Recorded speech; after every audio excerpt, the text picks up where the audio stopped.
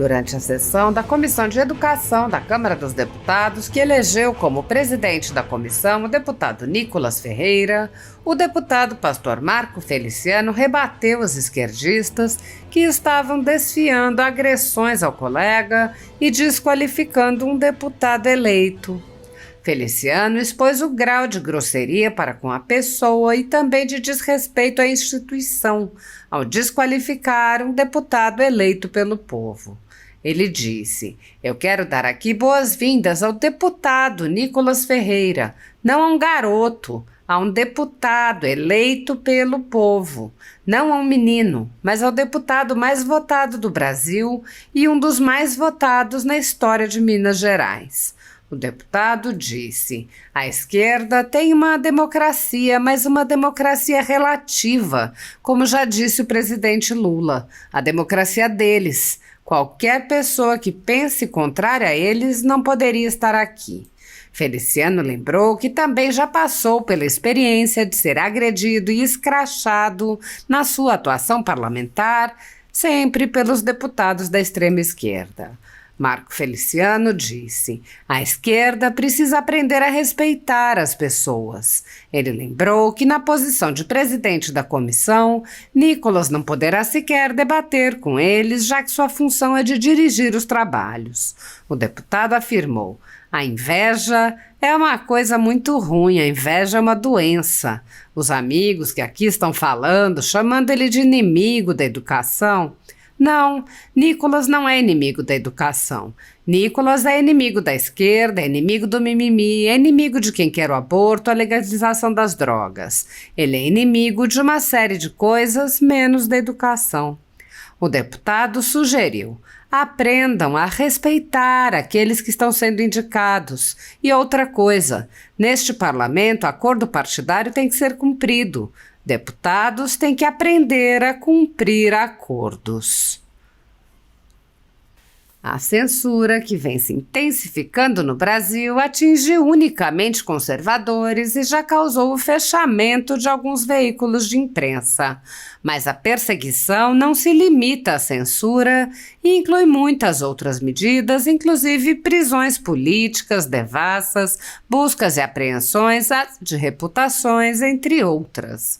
Grupos monopolísticos e cartéis que se associam com o intuito de barrar informações contrárias ou inconvenientes atuam em conluio com a finalidade de aniquilar qualquer mídia independente, eliminando o contraditório e a possibilidade de um debate público amplo, honesto, abrangendo todos os feixes e singularidades dos mais diversos espectros políticos. Controlando as informações, o cartel midiático brasileiro tenta excluir do debate e, em última instância, da vida pública, os conservadores e os veículos que dão voz a essas pessoas.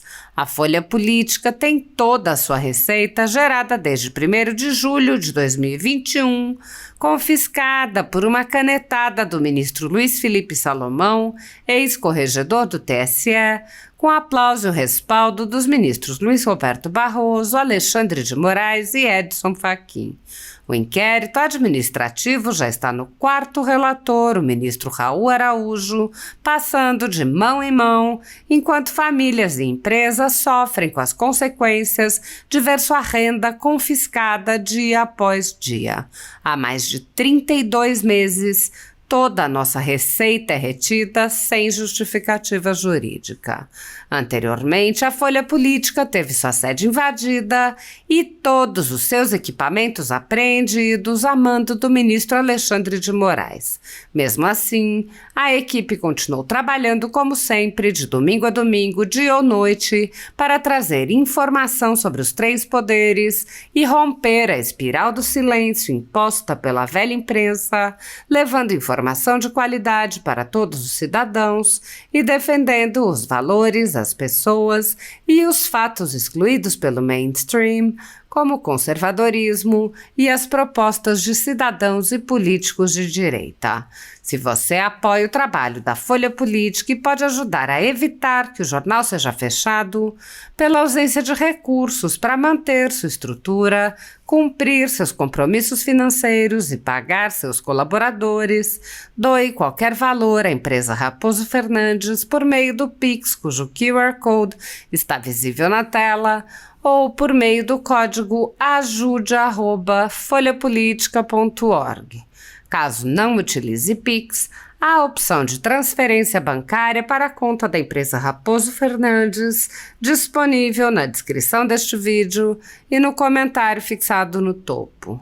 A Folha Política atua quebrando barreiras do monopólio da informação há mais de 10 anos e, com sua ajuda, poderá se manter firme e continuar a exercer o seu trabalho. Pix ajude@folhapolitica.org. Assista. Senhora Presidente, senhoras e senhores deputados, amigos que estão aqui presentes e os que nos assistem, quero primeiro parabenizar o deputado Moses pelo excelente trabalho que ele fez nessa comissão, pelo equilíbrio e pela força de conduzir uma comissão tão importante dessa casa do ano que se passou. Eu quero dar aqui boas-vindas ao deputado Nicolas Ferreira. Não, garoto, a um deputado eleito pelo povo. Não, menino, ao deputado mais votado do Brasil e um dos mais votados de Minas Gerais, da história de Minas Gerais. A esquerda tem uma democracia, mas é uma democracia relativa, como já disse o presidente Lula. A democracia deles. Qualquer pessoa que pense contrário a eles não pode, de maneira alguma, estar em destaque. Eu passei por isso em 2013. Não queriam que eu presidisse uma comissão, Pedro Kizai me lembra muito bem disso, e eu consegui presidir aquela comissão, sem o aval da esquerda, porque eles esvaziaram a comissão, e fizemos um dos melhores trabalhos de direitos humanos da história desta casa. Então, a esquerda precisa aprender a respeitar as pessoas. Veja só, Nicolas é mais nocivo debatendo do que como presidente de uma comissão. Porque o presidente de uma comissão, ele é um magistrado. Ele não pode aqui fazer nada a não ser dirigir a comissão. Para debater, ele tem que sentar aqui. Aí sim, Vossas Excelências podem ir para o embate contra ele. A inveja, ela é uma coisa muito ruim, a inveja é uma doença. Os amigos que aqui estão falando, chamando ele de inimigo da educação, não, Nicolas não é inimigo da educação. Nicolas é inimigo da esquerda, é inimigo do mimimi, é inimigo dos que apoiam o aborto, é inimigo daqueles que querem a legalização das drogas. Ele é inimigo de uma série de coisas, menos da educação. Porque assim como ele pensa o deputado Sócrates, penso eu, penso os deputados que aqui estão do PL, inclusive as deputadas mulheres que aqui estão. Então, quando vocês falam dessas coisas, jogam tudo isso nas nossas costas. Aprendam a respeitar aqueles que estão sendo indicados. E outra coisa, nesse parlamento, acordo partidário tem que ser cumprido. Deputados têm que aprender a cumprir acordos. Muito obrigado, senhor presidente. Agradeço a oportunidade, senhor presidente. Com todo respeito à fala dos colegas que antecederam, né, antes do deputado Paulo Bilinski, eu considero uma falta de respeito, não é o deputado Nicolas Ferreira, mas uma falta de respeito à nossa democracia, aos mais de 1 milhão de votos que o deputado Nicolas obteve. Então ele tem legitimidade para representar, para ocupar qualquer cargo aqui nesta casa. Agora veja só, aqueles que votaram num sujeito que é símbolo do maior esquema de corrupção do nosso país, está na presidência da República, vim de repente colocar aqui, questionar a legitimidade de um deputado que foi condenado em um processo civil. Em um processo civil, né? Então, veja só o nível aí de hipocrisia por parte da esquerda. Sobre a questão do deputado ter um espectro político, eu tenho certeza que cada um de nós aqui, cada um desses deputados que estão aqui, tem uma posição política, ideológica, e é natural que aquele parlamentar que estiver ocupando essa posição, ele terá, né? Seria hipocrisia também dizer que aqueles que estiver ocupando o presidente Moser hoje deve ter uma posição, ele tem uma posição política e ideológica. Então, naturalmente, e essa posição, e aí cabe ao presidente, no caso, ponderar, na condição, como eu disse, com legitimidade, a posição que ocupa, saber exercer, né, o cargo que estará ocupando. Agora, mais uma vez eu digo aqui, considero assim, fico envergonhado com a postura, com a falta de respeito com a democracia de pessoas que estão aqui em uma comissão, que é a Comissão da Educação, onde deveríamos dar exemplo, no caso desses princípios tão importantes, e aí a gente vê deputados aqui atacando a democracia. Mais uma vez eu digo, não é um ataque ao deputado Nicolas, mas um ataque à democracia brasileira. Senhor presidente, em primeiro lugar, só destacar aqui o afastamento do deputado Nicolas se dá em virtude do artigo 235 do regimento interno que fala em licença paternidade. Então, o exercício desse direito do deputado de estar presente no momento do nascimento da filha dele, graças a Deus, é garantido, então não se faz necessário esse tipo de discussão. Agora, em relação ao que foi falado, o ataque que foi feito ao deputado Nicolas, quem sou eu para defendê-lo? O deputado mais votado do Brasil e da história de Minas Gerais. Acredito que mencionar que ele não deve ser candidato à presidência porque não estaria disposto a analisar a pauta da esquerda, eu acredito que é um exercício de adivinhação desnecessário e muito preconceituoso. Pensar que o deputado Nicolas não seria capaz de analisar dentro da pauta como presidente projetos de esquerda, eu acredito que é uma presunção absurda. Demonstra a ele uma capacidade imensa de direção, de liderança, tanto que é o candidato à presidência. Em relação aos apontamentos feitos pela deputada, destaca o seguinte, que ela questiona, então, se ele teria reputação ilibada. Primeiro que, como Vossa Excelência, o presidente colocou, não é requisito para o exercício do cargo de presidente, então não se deve discutir esse fato.